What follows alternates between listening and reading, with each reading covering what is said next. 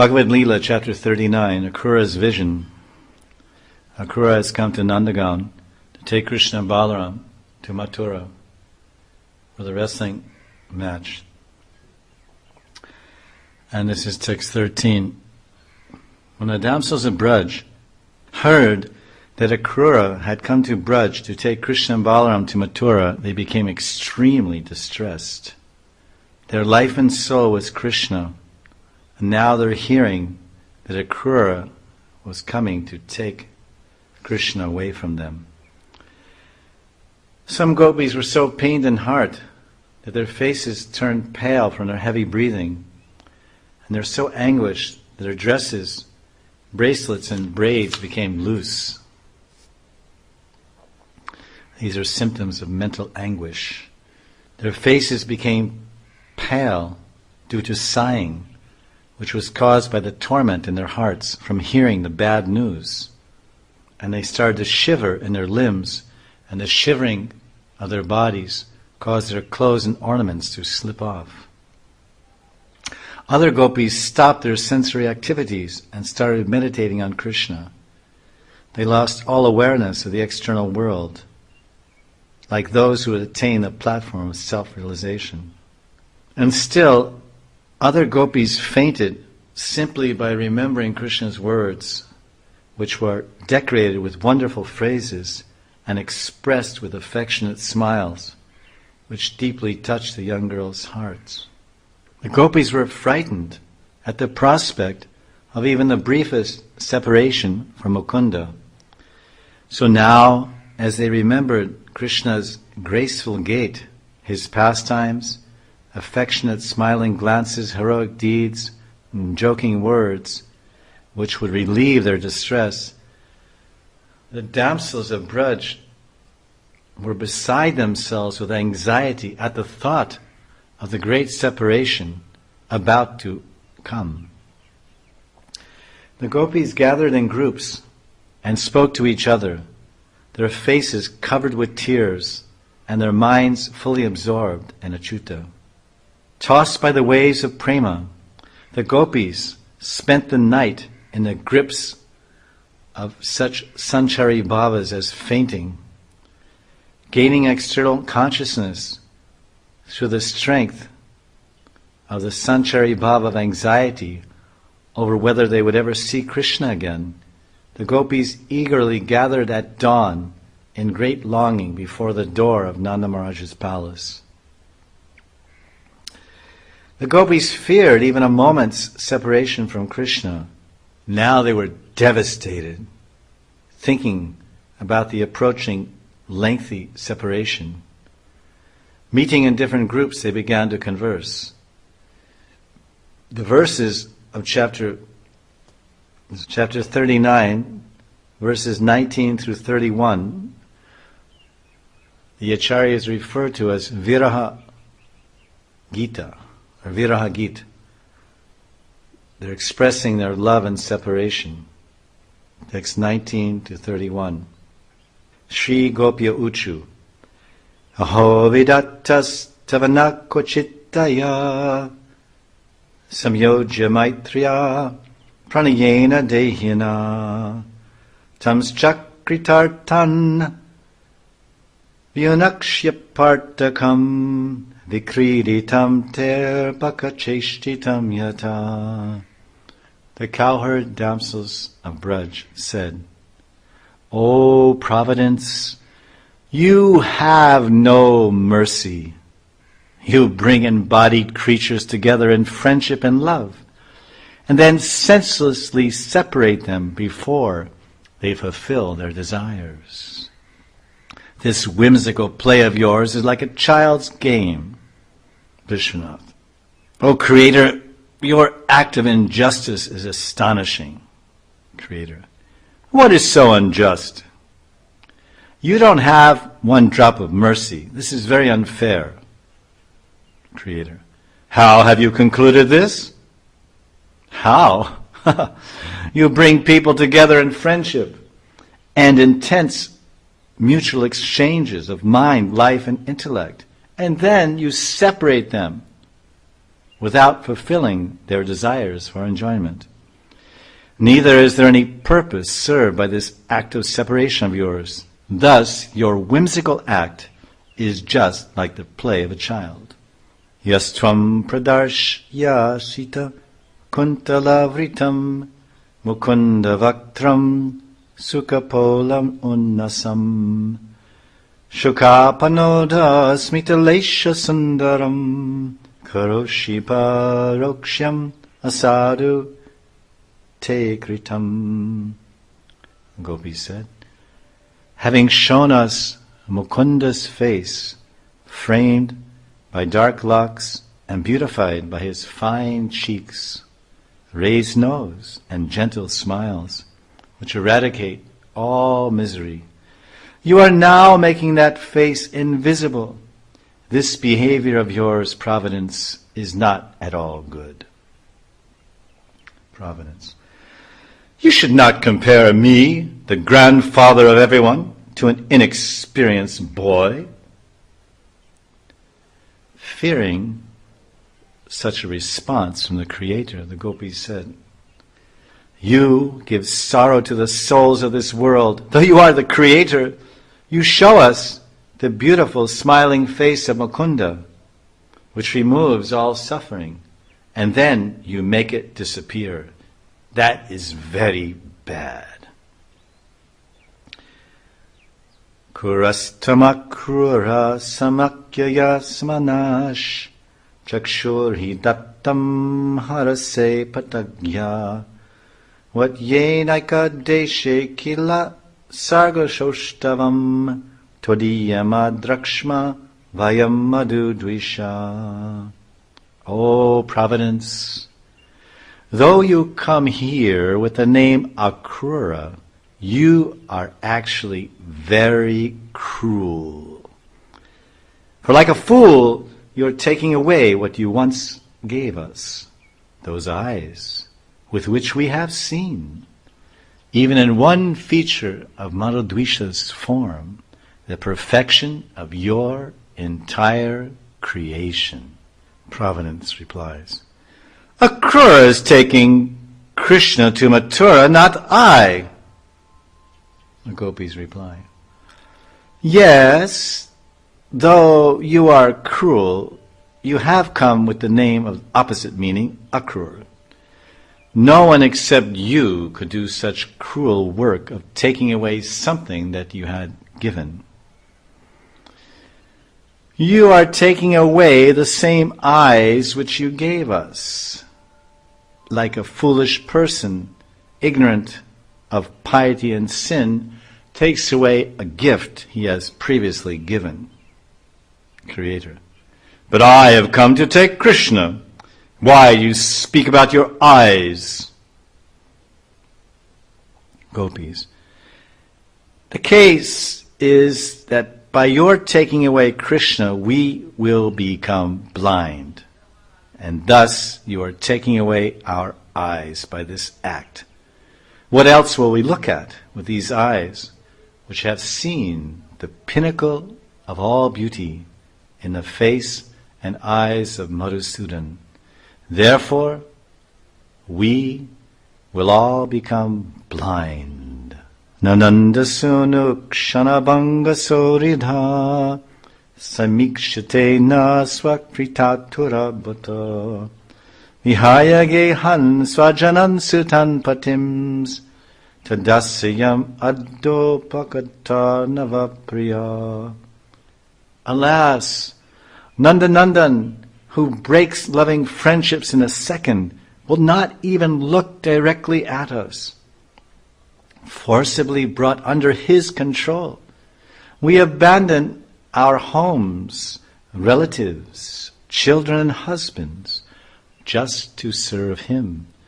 But he is always looking for new lovers. Vishwanath. The Gopis said, Alas, alas, Krishna is the sole object of our love and the cause of our life. But he's being indifferent to us. Why are we blaming the Creator? How has Sham broken our strong bond of love? Friendship broken in an instant cannot be real friendship. Though Krishna has brought us to the point of death, he does not even look at us. He has decided to go to Mathura for his own happiness, even though we will continuously cry and then eventually die. To become Krishna's maidservants, we gave up our homes, husbands and sons. But now, he is giving us up and going away to find new lovers because we have become useless. Thus, in this life, we achieved nothing. We left our husbands and we lost Krishna. And in the next life, we will suffer for having broken the laws of Dharma. Sukham prabhata rajaniyam ashisha satya babuvu purayoshitam dhruvam yasam pravishtasya mukham brajaspate pasyantyam pangot kalita smitasavam. O Gopis, the dawn following this night will certainly be auspicious for the women of Mathura. All their hopes will now be fulfilled, for as Brajapati, the Lord of Braj, enters their city, they will be able to drink from his face the nectar of the smile emanating from the corners of his eyes. Vishwanath, the Gopis said. This is so astonishing. While we have become unfortunate, the ladies of Mathura will become supremely fortunate. This night will have an auspicious morning for the Mathura Ramanis, but an inauspicious one for the Braja Ramanis. The blessings given to those ladies of Mathura by the Brahmanas and their long-standing aspirations and sankalps have now been fulfilled, where ours have become frustrated. The Mathura Ramanis will relish the intoxicating nectar of Krishna's smile emanating from the corners of his eyes, which intimate a variety of confidential rasas. Instantly, the women of Mathura will abandon their propriety, shyness, and fear to accept those hints of Krishna. Then, at a suitable time, unseen by others, those ladies will directly and fully drink the nectar of Shyam's face.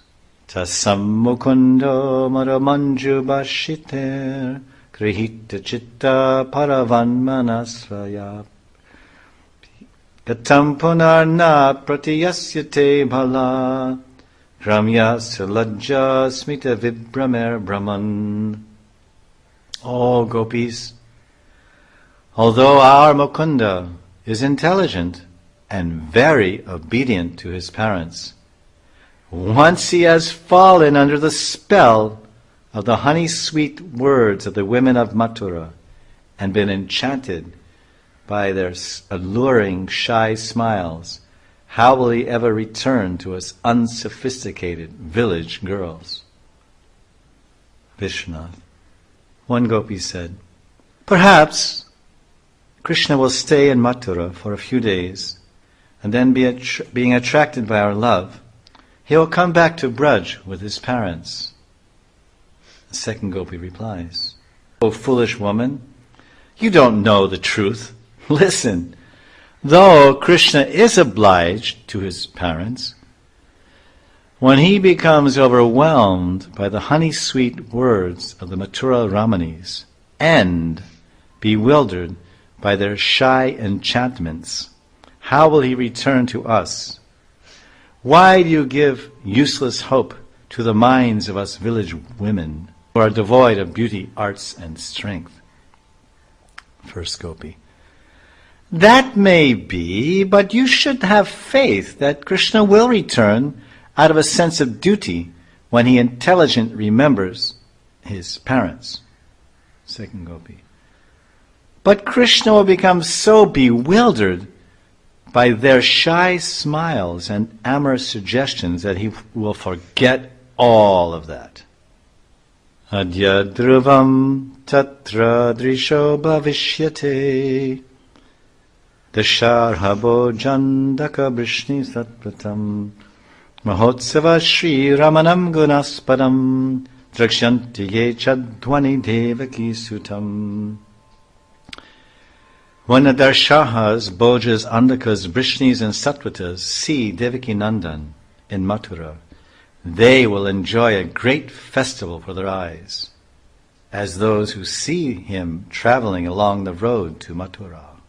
After all, Sham is the darling of the goddess of fortune and the reservoir of all transcendental qualities. Krishna. Today the people of Mathura will attain the bliss that the Brijbasis had.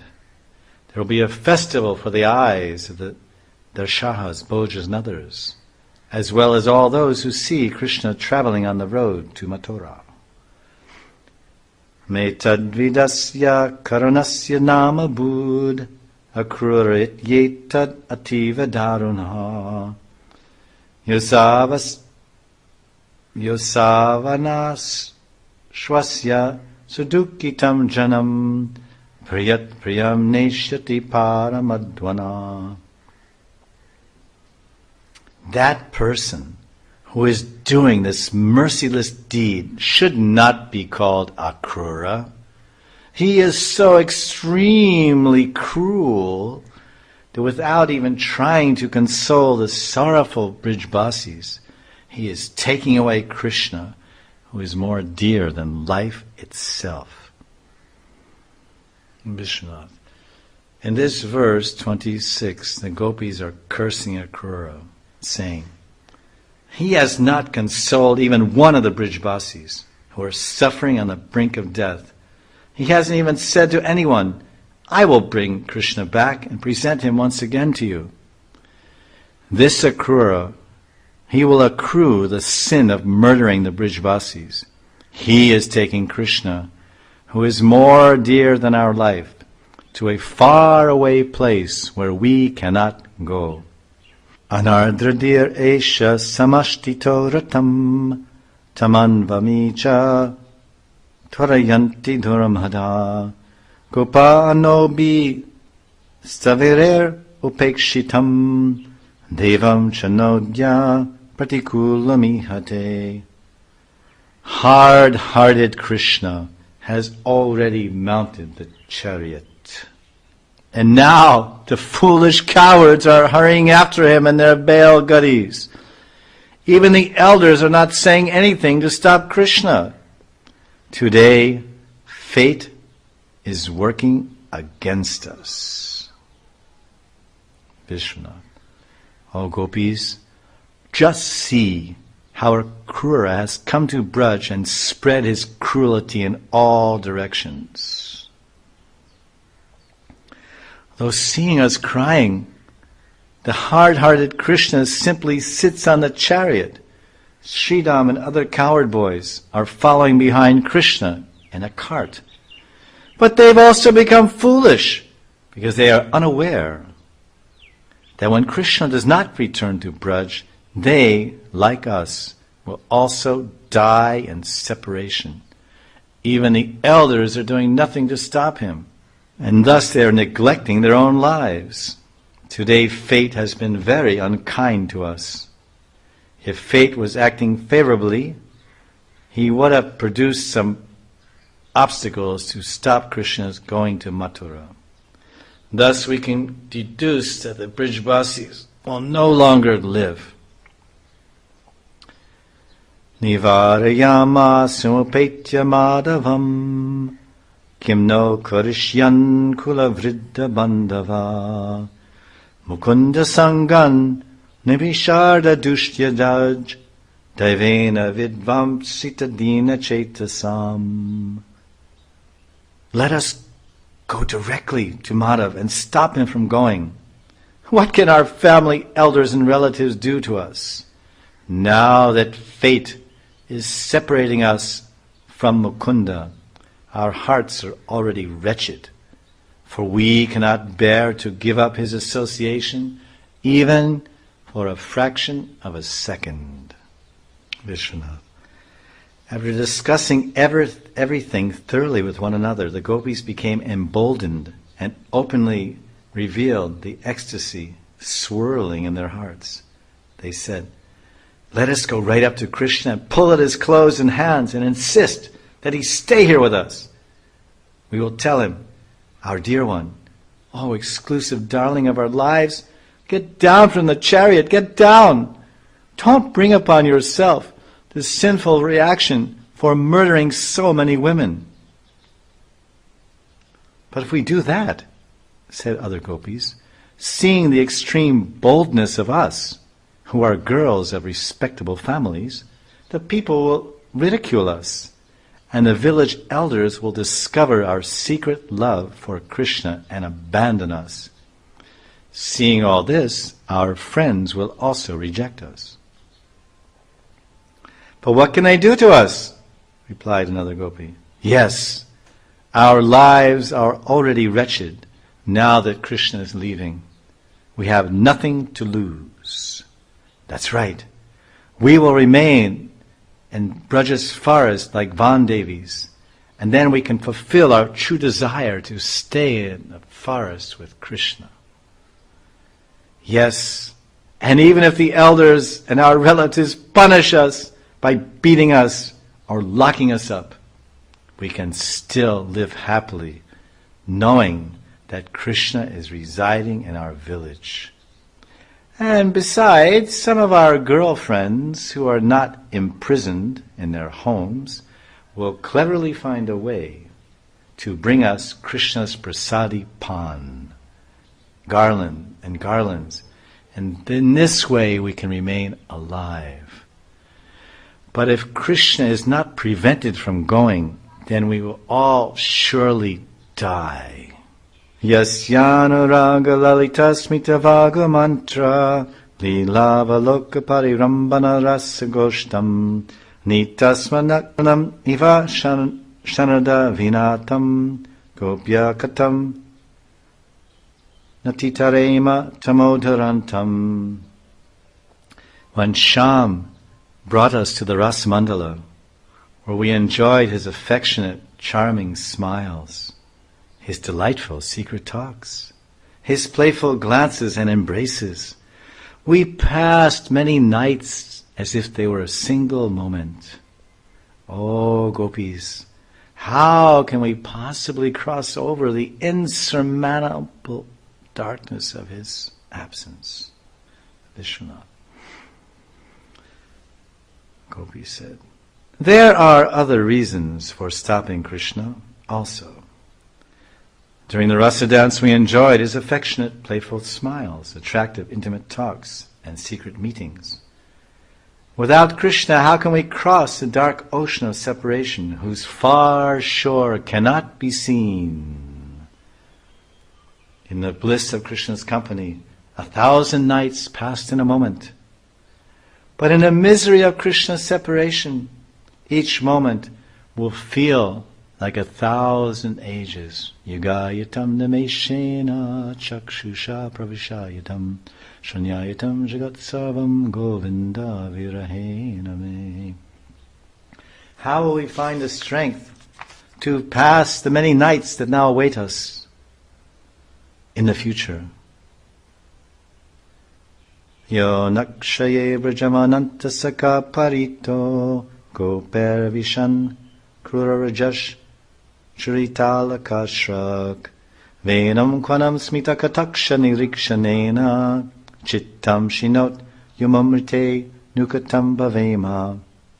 How can we exist without Ananta's friend Krishna, who in the evening would return to Braj with his coward boys? At that time, Uttaragoshta Lila, Sham's hair and garland were powdered by the Goduli, and the dust of Braj. As Shyam played his flute, he would captivate our minds with his smiling sidelong glances. Vishwanath. Gopis said, "Oh, Gopis, moreover, we will die this very evening. At the end of this day, Krishna, that friend, at the end of the day, Krishna, that friend of Balaram, would vibrate his flute upon returning to the village of Braj. And that time he would gaze upon our breasts and captivate our hearts with his sidelong glances. How will we live without Krishna? If we do not receive that glance this evening, how will we maintain our lives?" Shri Shukuvacha Evam Bravana Virahatu Rabrisham Brajastriya Krishna Vishakta Manasa Visrinjalajam Rurudusmasu Swaram Govinda Damodara Madhaveti Govinda Damodara Madhaveti Govinda Damodara Madhaveti Govinda Damodara Madhaveti Govinda Damodara Madhaveti Govinda Damodara Madhaveti Govinda Damodara Madhaveti Govinda Damodara Madhaveti Govinda Damodara Madhaveti Govinda Damodara Madhaveti. Shukadeva Goswami said, after speaking the Viraha Gita, these words, the Brajaramanis, who were so attached to Krishna, Krishna Vishakta Manasa, they felt extremely agitated by their imminent separation from Shyam. Forgetting all shame, they loudly cried out, "O Govinda, O Damodar, Madhav." The gopis gathered together to make Krishna get down from the chariot. But due to the pain of separation, the Brajaramanis could neither move a step nor utter clear words.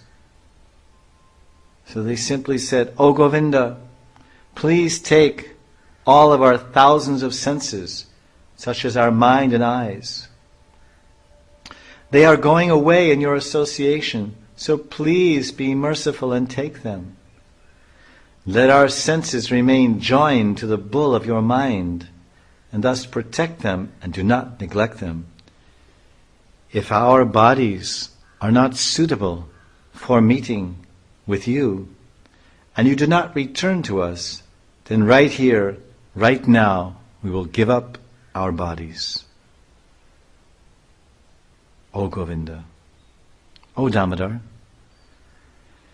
if you desire, you may incur the sin of murdering women, but don't kill that mother of yours, Yashoda, the divine queen of Braj, by whose love you even allowed yourself to be bound with ropes, Damodar.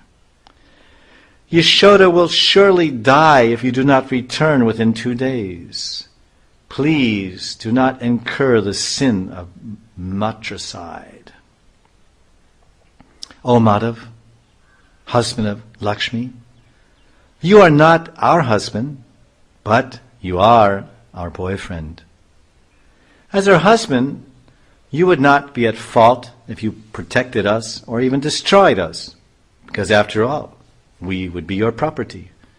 But we are the property of others. Therefore, you should not allow yourself to commit the sin of destroying another's possessions. Yashoda was repeatedly assured by Nanda and the coward men and her peers, the elderly Brajagopis, that she didn't have to worry about her Yashoda Dulal, who was very eager to see the festivities of the Dhanur Yagya. He was going to Mathura in the company of his father. They comforted Yashoda by saying, "When the time comes, Nanda Baba will feed Lala, and then Lala will sleep comfortably in his father's lap. After a day in Mathura, Krishna will surely return with his father. Why should we be in anxiety?" Janani. The coward men loaded their offerings for Kamsa on their wagons, and then Krishna sat on the chariot.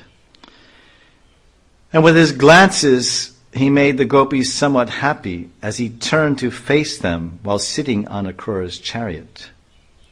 Seeing the life heirs of his darlings about to leave their bodies, Krishna spoke to them with affectionate glances, saying, "Oh, my beloved girls, do not be sad. After satisfying these people in Mathura, I will quickly return to you." The gopis became happy, and their legs started to move, and they followed the chariot with the gopas, who were blissfully walking behind Akura's chariot. Yet hoping to receive an instruction from Krishna, the gopis suddenly stopped walking behind the chariot and stood still. Although Krishna had consoled them with his compassionate glances, the gopis also desired to hear his words as well. He consoled them by sending a messenger with his loving promise, "I will return." Seeing the gopis burning in torment, through his messengers he sent thousands of assurances to increase the gopis' faith so they would regain full consciousness. His messages were full of compassion. Krishna said, "Oh, Brajavalas, I will return quickly. As your hearts are breaking at the thought of our separation, my heart too is also breaking. I am dependent on you. When, with the tongue of my mind, I lick the sweet liquor of your smiling sidelong glances, which are rarely found in all the three worlds, my life becomes fruitful. If I do not return the day after tomorrow, then both you and I will lose our lives. But if I live because of a long lifespan, or because of expectations of reunion, this life will be more painful than 1,000,000 deaths." Thus, Krishna solaced the Braja damsels with words imbued with the nectar of pure love. The chariot moved on, and as long as the flag on Akura's chariot was visible, the gopis sent their minds after their departing beloved, while remaining standing still on the road. To the people around them, the stunned gopis appeared like painted pictures. Giving up the hope that Govinda would turn around and come back to Braj, the gopis left that spot on the road. They gave up the idea that Krishna was just fooling them and would actually come back. They passed their days in extreme sorrow.